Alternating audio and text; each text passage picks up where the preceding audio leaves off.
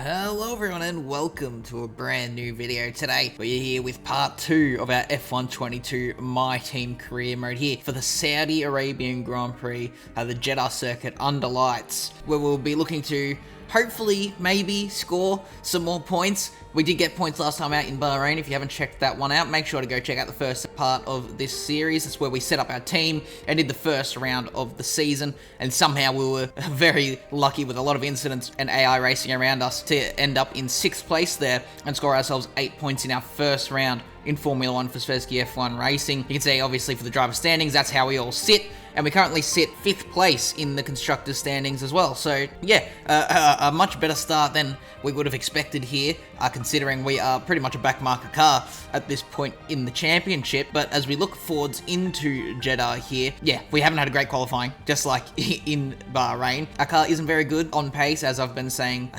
last episode, and as I was just saying before, we are pretty much a backmarker car, so really it all comes down to luck when we get into the races. So yeah, let's have a look at how qualifying actually went and get into the starting grid order. Let's run you through the driver grid order for today's exciting race. Charles Leclerc lines up on pole position, edging out Max Verstappen, who'll start from P2. Considering the rest of the grid, we have Sainz, Perez, and Sir Lewis Hamilton, and Russell, Fernando Alonso, Bottas, Ocon, and Pierre Gasly, Tsunoda, Magnussen, Lando Norris, and Mick Schumacher, Joe, Ricciardo, Sebastian Vettel, and Richard Verschoor, Albon, Stroll, Latifi, and Benjamin. That's it then, it's time to go racing as we head down trackside for today's race. So here we are lining up on the grid in 22nd place for the Saudi Arabian Grand Prix. So yeah, as I said, not a great qualifying for us again. I just didn't have the pace around here to really keep up with most people. It was good for Verschoor. He's up in 18th place, which is, yeah, good for him. That's twice now, though, he's out-qualified us. So yeah, at some point we've got to out-qualify our teammate, because we can't just keep getting out-qualified by our F2 rookie teammate there. You can see here's the performance chart heading into this race. We bought in a minor upgrade, but a lot of cars around us actually bought quite a few more. McLaren bought in a couple minor upgrades. Aston Martin bought in quite a lot, so they're very close to us now as well. And in terms of strategy for this race, it's going to be the exact same as Bahrain. We're picking the top of the two strategies there. We're going to be going from the medium tyres at the start here to the hard compound tyres on a one-stop strategy. So yeah, as long as everything goes to plan, we don't get any damage and have to make any extra pit stops or anything, should be a simple one-stop. That'll be the case for everyone, even the top 10, because obviously into 2022 here, that Q2 tyre rule is gone, so it doesn't matter where you qualify, you can always start on whatever tyre you choose to. But there we go, we've absolutely nailed our first grid spot stopping there in these new formation laps, but it's lights out, away we go for the Saudi Arabian Grand Prix. It's actually a really good start from us. We outstart Latifi there, we're going to pass Stroll before we're even at turn 1, as we go to the inside, having to actually back out of being on the inside of our teammate there. I wanted to make sure neither of us got any damage. Made a little bit of side-by-side contact with Alex Albon, but not enough for us to damage our front wing or even the underbody of our car or anything.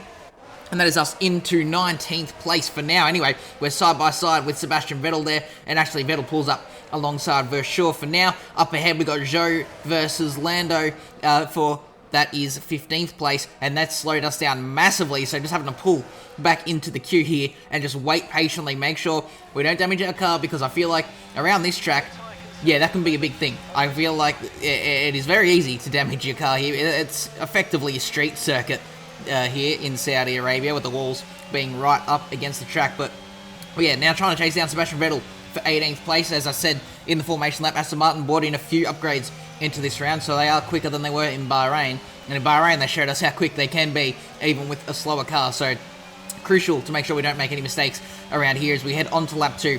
We've actually got a lot of overspeed over the Aston Martin here down towards turn 1. I'm not too sure why. I guess maybe he's just not using his overtake mode or something. But as we head into turn 1, we go to the inside. We're going to go side by side through turn 1, around the outside for turn 2, and we do get the move done there pretty easily on the 4-time champion, and that is us into 18th. Now trying to chase down our teammate Verschoor for 17th. So yeah, not a bad start to go from 22nd into 18th after just the first lap there, and I don't think we're going to be able to do what we did in Bahrain and get points, at least not big points, unless there is some absolutely crazy stuff happening further on down the line. But you can see just sort of trying to battle away with our teammate here, sort of force him to the inside to make sure we can get a better run out of the final corner. And look at that, we're already fully alongside, actually ahead before we even get to the start line there, and head onto lap 3. DRS is enabled. We pull back ahead of our teammate. Meanwhile, further up ahead, Schumacher versus Daniel Ricciardo here for 13th place. Schumacher, not quite as good as he was in Bahrain, not battling for points here in the Haas, and I'm sure he'll be absolutely pushing to try and score points, because really, he should have been able to in Bahrain, but yeah, just a couple of mistakes there really cost him. But Ricciardo is going to pull ahead of the Haas there, so good to see, fellow Aussie. Looks like he's got a bit of better control over that car in the game than he does in real life, unfortunately. But that has slowed the pack up massively. And now we are right on the back of these guys in this massive train, I must say, for 13th place, right down to 22nd. But there is a yellow flag up ahead, someone going slowly. We're closing up to Lando Norris. That's Fernando Alonso in the Alpine. He's had an engine failure, so huge shame there for the guy that got on the podium last time out in Bahrain. You can see we passed Norris there, but we don't get an illegal overtake, even though he was in the yellow flag section. And I'm going to guess that's maybe because he slowed right down, and so the game just assumed maybe he was part of it or something. Either way, we're ahead of Norris. We get a good exit out of the last corner, and so we're up alongside Zhou Guanyu here into turn 1. We're going to go around the outside. They almost end up going around the outside of Ricciardo, who's again racing Schumacher. We get the move done there on the Alfa Romeo, and now we are sitting in P14. So real good the last couple of corners there, pretty much a sector's worth of track. And now we are stuck sitting behind Ricciardo and Schumacher, going at it once again. Who's going to come out on top? It's going to be Schumacher. We almost run up the back of our fellow Aussie there as he backs out of that move. I wasn't expecting him to slow down like that as we now head into Sector 2 here. We've got a good run on the McLaren, so we're going to go to the inside of the hairpin here, using a bit of ERS. We're going to have the better line through here, and Ricciardo actually doesn't even put up much of a fight. He just slots back in behind us in 14th, and now we're in the 13th, trying to chase down Schumacher, who you might notice that he has a 5-second penalty as well. He's going to have to serve for that in the pit stop, which I did check the race director, and he got that for ignoring yellow flags. So he was racing Ricciardo at that point as he makes a massive mistake at the final corner there at the end of lap 4. And that is us now through to lap 12. But interesting to see that the FIA have pinged him for that racing under yellow flag, but not us. So yeah, I guess we got a bit lucky in that regard, and we actually get DRS down the main straight here as well to help keep us ahead of this pack. So P12, and I was saying it's not looking good to get points, but you know, maybe all it takes is a safety car or 1 or 2 cars being involved in an incident. I've got some information on Schumacher. Okay, they're slowing down. It seems like there's some kind of problem with their car. And so that's even more bad news there for Mick Schumacher now, having an issue. Maybe that's why we were able to get ahead of him so easily just before. But yeah, we only got to get all that information now by Mark, our new engineer. So that's going to allow us to really pull ahead of this pack and sort of consolidate our 12th for now. You can see already here, just a lap and a half later, we're already 5 seconds up the road from these guys before Zhou is now able to go for a move in a pretty unconventional place as well. There is a DRS zone there now in this game. There wasn't in 2021. But still, to make a move there is actually not very common to see. So, very aggressive move there from the rookie in the Alfa Romeo there. You can see Schumacher now under attack from our fellow Aussie Ricciardo. He's actually going to attack Zhou back here. He's determined not to lose any time or any positions, I guess, in that Haas there. But as they now head down towards turn 1, Schumacher will actually have DRS again. Is he going to be able to go for a move in the Alfa Romeo? It looks like he's just a bit too far back. So, yeah, he's going to have to sit behind and wait for a little bit. Hopefully, for him, he can get those issues sorted. But you can see now on lap 9, 5 seconds to those guys behind. We've got 2.5-ish seconds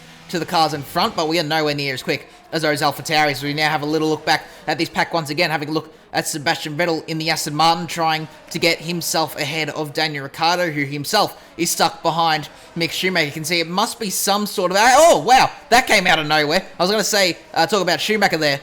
It must be something to do with corners, because look how much time he's lost to Zhou Guanyu. But Ricciardo was going real slow through that first sector there, and that allowed Vettel to get up alongside him. And so now, all of a sudden, we've got a 2x2 here between the 2 Aston Martins and the 2 McLarens. They head through the hairpin, both Astons on the outside, both McLarens on the inside, and they're going to continue that on the exit of the corner. Norris does get ahead of Stroll, but Vettel versus Ricciardo is still happening here, as they now head through a right-hander, through the left-hander, and it should be... No, I was going to say it should be Ricciardo ahead. Vettel keeping his nose in there, and now they get still 100% side by side. Ricciardo misses out on the DRS, so is the Aston going to get ahead here? No, it doesn't look like it. They've all got Mercedes engines in those 2 different manufacturer cars there. But I don't know, I guess the DRS not being super strong in this year's cars as we still go side by side. This is almost a whole lap of side by side. Ricciardo does eventually pull ahead there because Vettel missed out on the DRS. Lando actually pulls ahead of Vettel as well, and Stroll going to get a move done on his teammate. So all of a sudden, Sebastian dropping from 15th to 18th there in the space of a straight. Ricciardo holds on to 15th. He actually comes into the pit stop, and it is a scheduled pit stop for him. No front wing change or anything. So maybe Ricciardo going for a bit of an undercut there to get onto the hard compound tyre. Lando, though, meanwhile, racing the other Aston Martin, Lance Stroll. Vettel having to sit back and watch this battle unfold in front of him. This is just losing these guys more and more time. Zhou is closing in on us. You can see that gap now 4.5 seconds. So he's closing in slowly as we lose to Tsunoda. And Schumacher is just falling further back from Zhou, but getting away from these guys because of their battling. Look at them go. They're still going side by side here. This is insane. And eventually Stroll does get ahead of Lando Norris, and Vettel now going to try and have a look at the British driver in the McLaren there. Is he going to try and go for a move into the hairpin? It doesn't look like it. There's no DRS here in this version of the F1 game, so yeah, no move there done for the Aston Martin as we head on to lap 11. It is now our pit stop time, so 2 laps after Ricciardo did, so it'll be interesting to see what sort of undercut our fellow Aussie gets there, pitting that little bit earlier, but yeah, should be nice, simple, one stop here onto the hards. Hopefully we can nail the turn-in point here. Do we do it? Yes, we do. Optimal turn-in point.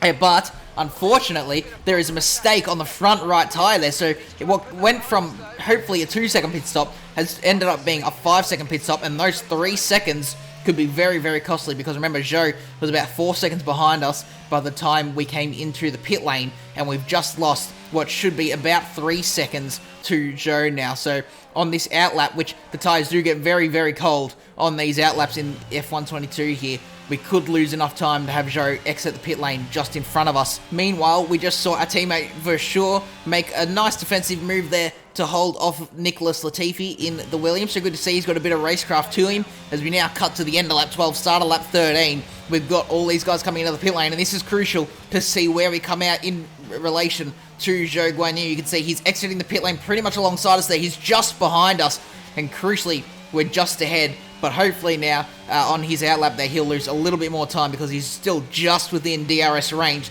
But you can see here, as we head further through the first sector, he is losing more and more time. So I'm sure as we get about halfway through the lap and the tyres heat up, he will start closing in on us once again. But at least for now, we can build ourselves a little bit of a gap through the first sector here as he warms those tyres up.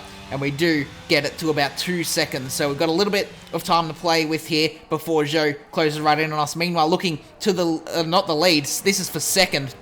Carlos Sainz making a move on Max Verstappen. Verstappen on the outside here. They're going to go side by side down the main straight. Sainz misses out on the DRS, so the Red Bull is going to get ahead of him down towards turn 1. Is Perez going to be able to do anything? It doesn't look like it. Sainz in the Ferrari does keep it just enough alongside there to go for a dive into turn 1. They go side by side through turns 1 and 2. Meanwhile, Charles Leclerc 10 seconds up the road already. 11 seconds make that as these guys battle. They're going to go side by side through the whole first sector here, and we know how much time you lose doing this sort of battle. So Leclerc's just going to pull further and further ahead here as Verstappen does finally get the move done there on Carlos Sainz, and that leaves him vulnerable to Sergio Perez. Meanwhile, further back, the two AlphaTauris racing for the final spot in the points here. Tsunoda trying to make a move on Gasly, but he does have to pull back in behind in the end there as the more experienced driver of those two does keep it ahead. As we look further back now, Ricciardo versus Vettel once again for P15. So it looks like the undercut did work there for our fellow Aussie. He's now back up the front with Sebastian Vettel. I say at the front, obviously at the front of this little battle here.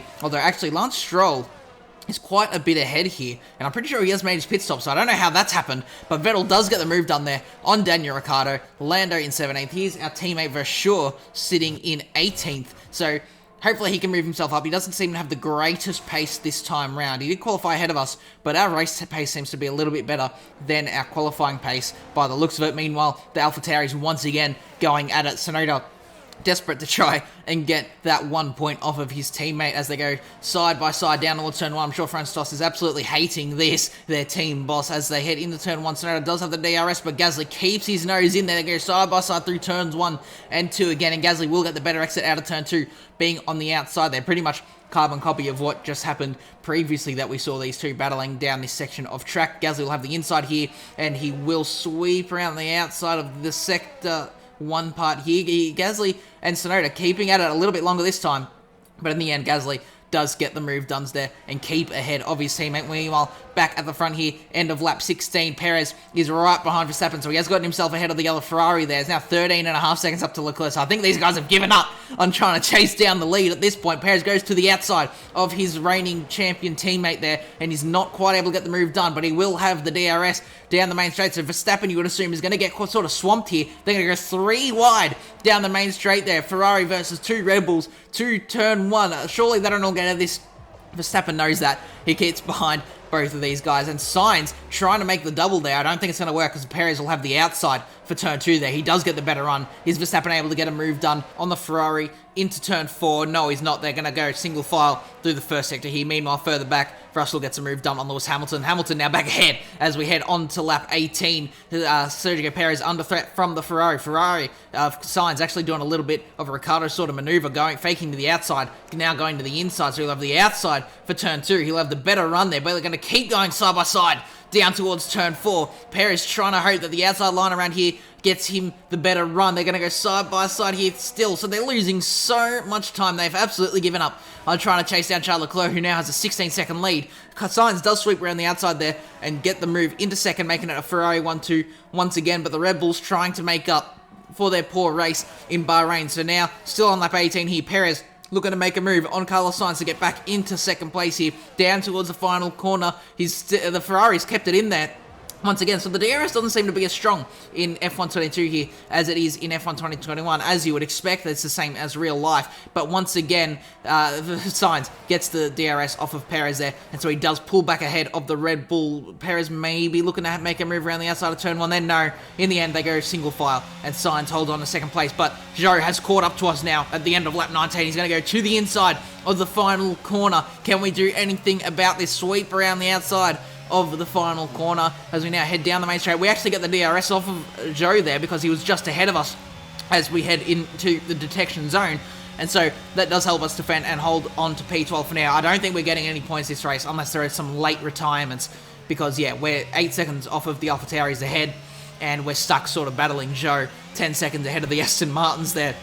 As we now cut to the end of lap 22, Joe sort of sat back and recharged his battery, and he's going to come back at us again now, down this back straight towards the final corner. He's going to go for a dive to the inside. This time, though, smartly from him, he's made sure we were ahead in the detection zone, so he's going to have DRS this time around. I'm going to try and sit in the slipstream to see if I can maybe try and keep up with him. You can see pulling alongside a little bit, but we have no ERS to play with. You can see we got 2% to play with, 1%, and it runs out almost just before we head into turn 1, but it is a massive lock up there from the Alfa Romeo. Joe showing his little bit of an inexperience there in F1, locking up into turn 1 there, and so we do get back into 12th as we now on lap 23 again defend now into the final corner because Joe is coming at us. He has again made sure we were ahead in the detection zone. And I don't know if we're going to be able to hold on this time because we don't have any slipstream to help us out. And look at that, he just flies straight past us here as we now get in the slipstream. And I think about going for a move into turn 1. Maybe we go to the outside, but Joe runs very deep. We have to turn away there, lock both our front wheels, and he actually turns across us there into turn 2 and have to slow down again. And now we've got almost a 1 second gap to try and close down if we want to get him. But cutting to the front here, Charles Leclerc wins the Saudi Arabian Grand Prix by 30 seconds almost there. Dominant victory at round 1 and 2. Fastest lap both races, so he takes the max points away from the first 2 rounds here. He's very dominant this season so far, so everyone else is going to have to do a lot if they want to stop him by the looks of it. Meanwhile, these guys still scrapping away from second place. Verstappen makes a move on Sainz there. He gets it done. Is Perez going to try and get a move done? He had a little look. They're going to go side by side, maybe? No, not quite. Verstappen is going to get second. Sainz is going to get third. Perez fourth on the 2 Mercedes in 5th and 6th there, as they're just sort of stuck in a bit of a DRS train. But looking further back now, you can see we are closing in on Zhou Guanyu. I don't know if we're going to be able to get the move done, though. We don't have much ERS to play with as we head down the back straight now. We are going to have DRS here. We'll have a little bit of ERS and a slipstream, of course, to try and close up. You can see we've got no ERS now as we get towards the end of the straight. I'm just not quite close enough to get it done. You can see trying to get a nice run out of the final corner to maybe get ahead with the slipstream. Little bit of ERS we have and DRS, but in the end it wasn't quite meant to be. Not that this was a battle for points or anything, just a bit of pride, but in the end we can't be too upset with 13th. And that's the end of the race. See you in Parc Fermé.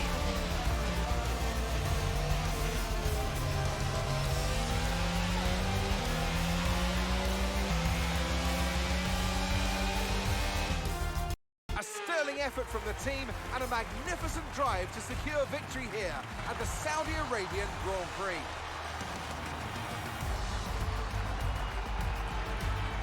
So, Anthony, what made the difference out there today? Well, they certainly stood out as a drive with tons of confidence on the track. I think their ability to keep their cool, even during some of the more hectic parts of the race, meant they were able to capitalise on the mistakes of other drivers, giving them the opportunity to make their way to the top spot with ease.